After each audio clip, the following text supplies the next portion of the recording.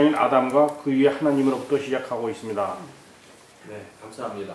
그래서 누가가 복음서도 썼고 사도행전도 썼기 때문에 두 가지 설명하고 있는 거고요. 누가복음 시작할 때도 보면 이 편지를 받는 사람이 누구라고 적혀 있죠? 데오빌로요라고 하는 사람. 데오빌로라고 하는 사람에게 누가복음을 썼고요. 사도행전 시작할 때도 보면 내가 앞에서 썼던 것처럼 당신 데오빌로에게 또 씁니다 하면서 이 사도행전도 데오빌로라고 하는 사람에게 교회의 역사에 대해서 설명하는 것이고, 또 누가복음은 예수 그리스도에 대해서 데오빌로라고 하는 사람에게 예수님을 알 수 있고 소개하기 위해서 쓴 편지다라고 하는 것을 기억하시면 되겠고요. 그 괄호 옆에는 그러므로 인류 구원을 위한 복음이라는 것이죠. 그래서 유대인들만으로 딱 제한되는 것이 아니라 온 인류 구원을 위한 복음으로서 세계 사람을 위해서 썼다. 그 다음에 요한복음 넘어가시기 전에 기록된 그 원문의 언어가 무엇인가? 구약성경은 무슨 랭귀지로 기록됐죠? 구약성경 히브리어로 히브리어로 기록되어 있습니다. 그래서 히브리 사람들의 언어, 히브리어가 어떻게 생겼는지 보시려면요, 라브레아께 좀 올라가시다 보면, 혹은 위셔키 론스틱 가다 보면 그 유대인 학교들이 있잖아요. 유대인 학교에 밖에 이상한 글씨 써져 있는 거, 그게 바로 히브리어예요. 히브리어고요. 히브리어는 거기에 있는 글자들이 다 100% 자음뿔입니다. 자음. 우리 한국말로 하면 기역, 니은, 디귿, 리을이 자음이죠. 아야, 어여, 모음 기호는 없고 자음만 써져 있어요. 그럼 자음만 써져 있으면 그것을 알아서 보고 우리가 딱 발음해서 읽어야 되는 거고요. 또 글 쓰는 순서도 여기 원칙대로 하는지 모르겠는데요. 우리도 옛날에 보면 위에서 아래로 썼고 오른쪽에서 왼쪽으로 썼죠. 글씨가. 기억나세요? 붓글씨 쓰실 때 위에서 아래로 쓰잖아요. 천자문, 화들천 따지 위에서 아래로 쓰고 오른쪽에서 왼쪽으로 나가잖아요. 예, 그렇게 나가는 것처럼 히브리어도 위에서 아래로 혹은 위에서 오른쪽에서 왼쪽 순서대로 나가게 되어 있는 게 그 본래 순서예요. 그래서 히브리어로 구약성경 39권으로 기록됐고요. 신약성경은 뭐로 기록됐나요? 헬라. 네, 신약성경은 헬라어로 기록되어 있습니다. 헬라어는 곧 오늘 우리의 그리스어죠. 그리스어. 네, 그래서 그리스라고 하는 나라가 작년에 경제 위기 내지는 국가 파산 상태에 이르러갖고 세계 경제에 그 피해를 많이 끼쳤잖아요. 근데 이 그리스는 사실은 이 조상들 덕에 먹고 사는 나라. 헬라 문화, 알렉산더의 그 마케도니아 왕국으로부터 시작한 헬라 문화가 아주 그 당시에 그 번창한 문화적인 파워를 남겼기 때문에 헬라의 신화도 있고 뭐 관광지고 조상들 덕에 먹고 사는 그 사람들. 근데 그 당시에 가장 파워풀한 랭귀지가 헬라어였기 때문에 헬라어를 통해서 신약성경 27권이 기록됐어요. 그게 이제 중세까지 쭉 내려오는 동안에 그 전에 이제 번역된 게 있죠. 신구약 성경이 번역된 그 다음에 이제 강력한 제국의 랭귀지는 뭐냐면 라틴어예요. 라틴어. 그러니까 예수님 시대도 사실은 어느 왕국이 다스리고 있는 나라의 시대였죠. 로마가 다스리는 시대였잖아요. 그래서 여기 책에 자료에 보시면 오늘 배우시는 내용이 있나요? 예수님의 시민권이 어디냐 하는 말이 나오더라고요. 그래서 뒤에 65페이지 가서 보시면 예수님이 가진 시민권이 어느 시민권이었을까요? 저도 오늘 이 자료를 보면서 새삼 느끼고 재밌었는데 예수님이 가진 패스포드는 로마 패스포드였을 것이다 하는 거예요. 그래서 왜냐하면 예수님이 태어나실 때 베들레헴에 왜 갔죠? 인구조사하기 위해서 갔잖아요. 그러면 인구조사는 식민지의 인구조사하긴 했지만은 식민지 백성이라도 넓은 의미에서 보면 로마 총독이 와서 다스리고 있었고, 로마의 식민지로서의 인구조사에 거기에 부모님이 가서 할 수밖에 없었다라고 하는 것은 예수님은 태어날 때부터 패스포트가 바로 로마 패스포트였겠다 하는 생각이 여기 책에도 그렇게 나오고요. 재미있고, 옛날에 송기정 선수가 저기 베를린 마라톤에 가서 가슴에 무슨 국기 달고 뛰었어요?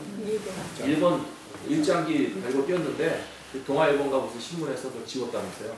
가슴에 있는 그래요. 그때도 포샵으로 조작을 했군요. 하여튼 그래서 이 송기정 선수는 실제로 거기 나올 때도 일본 사람 이름으로 나왔잖아요.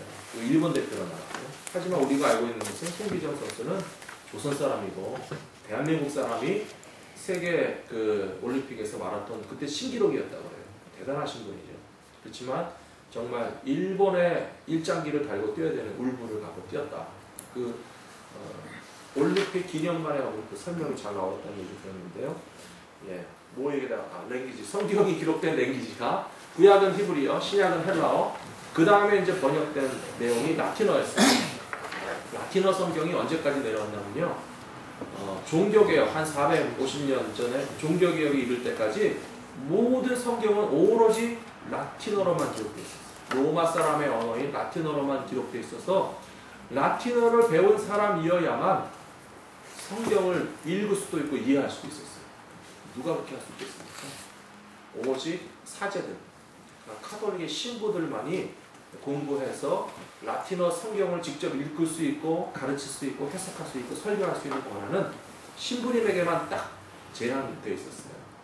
그래서 마틴 루터가 종교개혁을 하면서 제일 먼저 했던 일은 뭐냐면요. 성경을 자기 조국의 언어인 독일어로 번역한 거예요.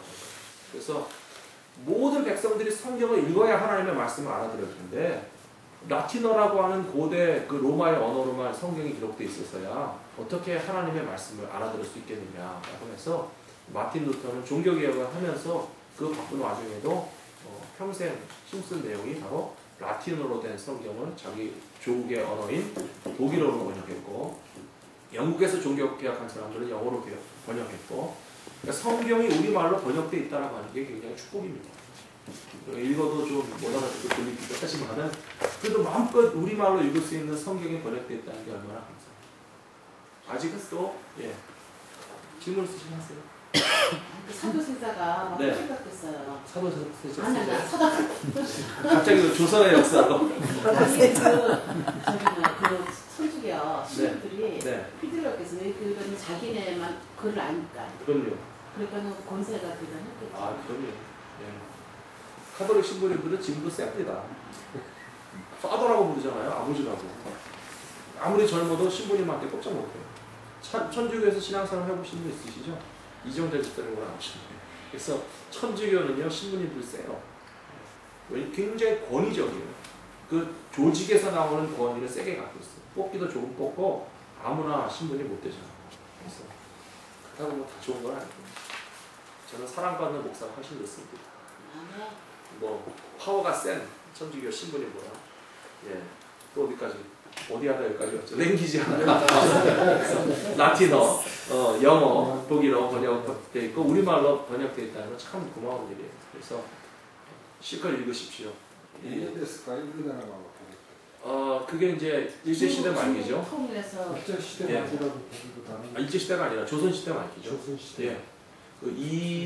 일본으로 갔던 이수광인가 하고 만주에 있던 선교사님, 그 로스라고 하는 선교사님이 쪽복음을 이제 조선 사람들이 만주에 넘어온 사람들에게 전도하면서 그 사람과 대화가 통하고 랭귀지를 알게 되니까 조선말로 번역하기 시작했고요. 만주 땅에서 그 외국인 서양 선교사가 또 일본으로 갔던 이수정이라고 하는 사람도 일본에서 신약성경 복음의 번역에 참여해서 그 작업들이 이렇게 함께 이루어져서 조선시대 말기부터 우리말 성경이 번역되기 시작했다는 것을 알 수 있고요. 그 다음에 최초의 그 순교자라고 알려있는 그 토마스 목사님이 평양에 있는 대동강에 조선말 성경을 들고 와서 전도하다가 칼을 맞아 죽으셨어요. 그분은 어떤 분들은 뭐 평가가 좋은 평가도 있고 안 좋은 평가도 있는데 그분이 하신 것은 오로지 미국 배를 타고 대동강에 왔는데 이 대동강 입구에서 좌초했고 또 조선 병사들이 쏘고 그러니까 배에서 탈출했는데 오직 들고 있는 쪽복음 조선말 성경을 자기를 칼로 쳐서 죽이는 조선 병사에게 줬어요. 그랬더니 그 성경책을 들고 그냥 버리지 않고 뭐 하는 거야? 그래서 들고 가가지고 글을 제대로 읽을 줄 아는지 모르는지 그거를 집에다가 벽지로 받았어. 성경책을 도배지를 썼어. 근데 글을 아는 그 집안 식구나 어린 자녀들이 나중에 도배지에 써있는 거 보면서 성경 말씀을 읽기 시작합니다.